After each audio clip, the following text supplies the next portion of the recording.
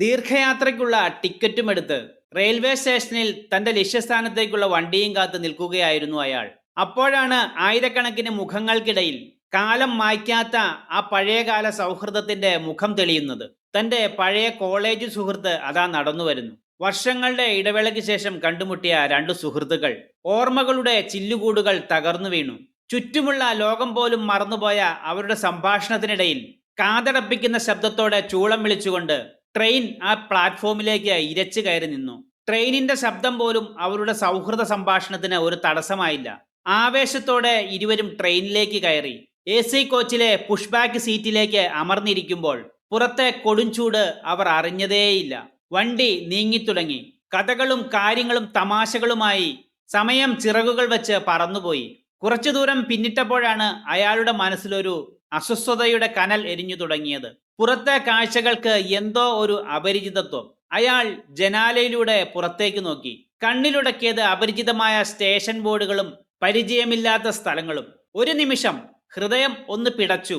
താൻ കയറിയത് തന്റെ ലക്ഷ്യത്തിലേക്കുള്ള വണ്ടിയിലല്ല, വിപരീത ദിശയിലേക്ക് കുതിക്കുന്ന ഏതോ ഒരു തീവണ്ടിയിലാണ് താൻ ഇരിക്കുന്നത്. അപ്പോഴേക്കും കിലോമീറ്ററുകൾ പിന്നിലായി കഴിഞ്ഞിരുന്നു. തിരിച്ചറിവിന്റെ ആഘാതത്തിൽ അയാൾ സീറ്റിൽ നിന്നും ചാടി എഴുന്നേറ്റു. സങ്കടവും സ്വന്തം അശ്രദ്ധയോടുള്ള അടങ്ങാത്ത ദേഷ്യവും അയാളെ ശ്വാസം മുട്ടിച്ചു. ഓടിക്കൊണ്ടിരുന്ന ട്രെയിനിന്റെ ഇടനാഴിയിലൂടെ നഷ്ടപ്പെട്ട ലക്ഷ്യസ്ഥാനത്തെ ഓർത്ത് അയാൾ നിസ്സംഗനായി പാഞ്ഞു നടന്നു. ലക്ഷ്യം മറന്നുള്ള യാത്രകൾക്ക് വേഗത കൂടും. വേഗത കൂടും തോറും നമ്മൾ എത്തേണ്ടിടത്തു നിന്നുള്ള അകലവും കൂടും. തെറ്റായ വണ്ടിയിൽ കയറിയിട്ട് സീറ്റ് നല്ലതാണെന്ന് പറഞ്ഞിട്ട് കാര്യമുണ്ടോ? സുഖസൗകര്യങ്ങളല്ല, ദിശയാണ് പ്രധാനം.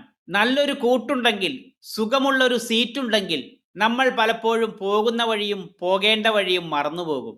സംസാരത്തിനിടയിൽ കയറിയത് തെറ്റായ വണ്ടിയിലാണെന്ന് തിരിച്ചറിയുമ്പോഴേക്കും കിലോമീറ്ററുകൾ താണ്ടിയിട്ടുണ്ടാവും. കരിയറിന്റെ കാര്യവും ഇതുപോലെ തന്നെയാണ്. തെറ്റായ കോഴ്സ് തെരഞ്ഞെടുത്ത് 2-3 വർഷം പാഴാക്കിയതിനു ശേഷം ഈ കോഴ്സ് തനിക്ക് യോജിച്ചതല്ല എന്ന തിരിച്ചറിവ് ഉണ്ടാകുമ്പോഴേക്കും ആയുസ്സിൽ വർഷങ്ങളുടെ നഷ്ടവും അതുപോലെ തന്നെ പോക്കറ്റിൽ ലക്ഷങ്ങളുടെ നഷ്ടവും ഉണ്ടാകും.